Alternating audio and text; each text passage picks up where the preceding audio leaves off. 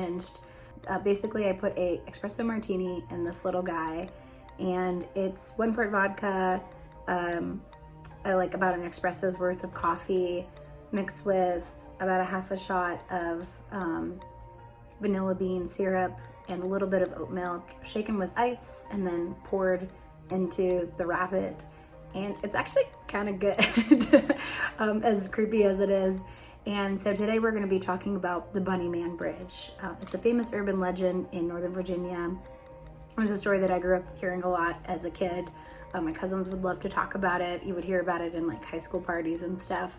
And the original story is these 2 inmates escape from the Lorton prison, and they come across this bridge, and it's basically like a small covered bridge that a train goes over. It's very narrow, it's like concrete, so it's like just has this like claustrophobic feeling when you come to it. And one of the inmates killed the other one and hung his body from the bridge. And there was this huge manhunt for the 2 of them, and eventually they found the body. And then in the area surrounding, they found several rabbit carcasses, thinking that this was done by the surviving inmate who was finding the local rabbits and then, just killing them for food. But all these like bodies were scattered around the area. So this is where the first Bunny Man story came out of. Fast forward to a few years later, Lorton, Virginia is still a pretty like wooded area compared to the rest of Northern Virginia being kind of like the outskirts of Washington, D.C. And so there was a new housing development coming to the area. Several new houses that were being built. So no one lived in them yet, but they did have a security guard on rotation to sort of do his rounds through the houses at night, make sure no one was messing with them or breaking into them. And in the middle of the night one night, he comes across someone attacking one of the doors of these new houses. And from a distance, he just sees someone, and he sees an axe in their hand, and he is just hacking away at the front door of one of these houses. And as he gets closer and starts shouting like, "Stop, what are you doing?" He turns around, the person with the axe turns around, and they're wearing a head to toe bunny outfit, like an adult bunny costume. And so he can't even see his face, and this person throws the axe at him and then runs into the woods. They never caught the guy. I guess they had the axe, but they never caught and found out who this person was that was attacking the development. And so they just kind of added to the Bunny Man lore. There's even some crazy urban legends of like kids hanging out by the bridge and like getting killed by someone in a bunny outfit. That one I've even heard less about, but pretty terrifying all the same. I think there's even like a really bad horror movie with it all. My own experience with the Bunny Man Bridge comes from both me and my cousins. My cousins, they went to the bridge in the middle of the night, or not even that, it was like 9 o'clock on Halloween night, which is a pretty popular time to go to the bridge, but they figured they wouldn't go when it was like super crazy of like tons of people like driving through to visit it. They wanted to go while it was dark, but still pretty isolated. And so they went, around 9 p.m. and they park outside of the bridge. And when they look at the bridge, they go, "Wow, that was really cool. What we saw the bridge at Halloween, whatever." And then their car doesn't turn on. And they are both like trying to start the key, and their, engine died or something and can't figure it out. So they have to get out of their car, and it's like pitch dark outside again. There's no houses around. They don't have a cell phone at the time. This is like before we had those. And they have to go take a look at their engine, and it's just like dark. They don't have flashlights. They're like opening up the hood of their truck, and they can't figure out what's going on. Meanwhile, it's so quiet that it's loud. It's like the way that the woods have that really like strange loudness when it's really dark out and you're kind of freaked out. And they start hearing together, both hearing this like a sort of like whispering in the distance. Like there's like a voice, and it's not so close that they can make out the words, but they do hear whispering. And it's in like, they're right by the bridge. They're so freaked out by this, and they both jump when they see these lights coming towards them, and it's coming from the other side of the bridge, and it's coming through the bridge and getting brighter and brighter, just illuminating them in their cars.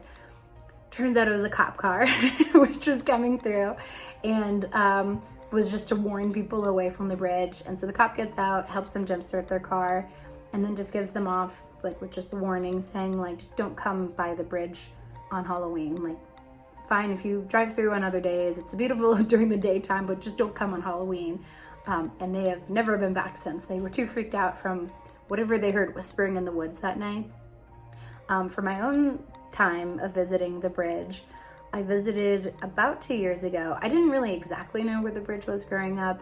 And I mean, it was just kind of in like this remote area where it's like, there's like no sidewalks. There's no like, there's like these like giant, very foresty yards. And like in the distance, you can see someone's house. And so one October morning on like 8 a.m. on a Saturday, I decide to drive out. I've gotten the address of it. And so I make my way to the Bunnyman Bridge. And like it's just like winding hills and they're like twisty turny and like the roads are getting more narrow and I'm seeing less and less houses. And it's like feels very separated from like, considering it's like not that far from the city, but it just has this like otherworld feeling to the area. And like I can see on the map that I'm almost to the place that I'd like marked of like where the bridge was. And I'm starting to go up this really steep hill. And right as I like crest the hill, I almost hit a person. There is a woman standing in the middle of the road in full black outfit. Like it looks like she's wearing this like from like shoulder to toe coat, like really thick coat, almost like a robe that's made entirely out of black feathers. Like she's just this like very, I mean, it's kind of beautiful, but it's just like so strange to see this person in the middle of like the woods standing in the road, and she has these black goggles on, like not even sunglasses, like they are black goggles, kind of like Yzma from The Emperor's New Groove. And she has like a very like kind of like stout, firm stature to her. Like she's not very tall, and she's just like standing there and like looks like she's like waiting for someone. But there's no sidewalks, there's no even houses nearby, there's no pathway. It's just like forest and like this tiny road, and then the bridge is right there, and she's standing, her feet on either side of the road, like planted right in the middle. So I almost hit her because I was like not expecting a person to be there, and I like veer out of the way. I mean, I wasn't driving that quickly, but like it was just so surprising. And I can see in my rearview mirror as I pass her, she just like slowly turns her head to like gently follow my car, and I can see like the outline of her nose. And then she like slowly turns her head back to go back to staring out into the road. And at this point I get to the bridge because she's right next to it, and I don't even care about the bridge. I'm like, who's this person? So I have to drive through the bridge. Again, it's just a one-way road through it. So I have to drive through it, turn around, and then come back through it. Probably took me about 20 seconds to like go through and then come back around. And by the time I'm back, she's gone. There is no sight of her. I drive up the road. Like, unless she could have just like crawled through the ivy in the woods, but like there's no path, there's no sidewalk, there's no way, like unless she just walked straight down the road. But like I drove pretty far up the road, way farther than like a person would, especially like an older woman would be able to like really quickly walk in about 60 seconds. And then eventually I U-turn around and I'm like, did she go into the woods? Like who was that? No idea. She was such a presence too. It was like, I don't know, it's like a face and like a sight that I like cannot get out of my brain. So needless to say, I've never been back to the Bunnyman Bridge since then.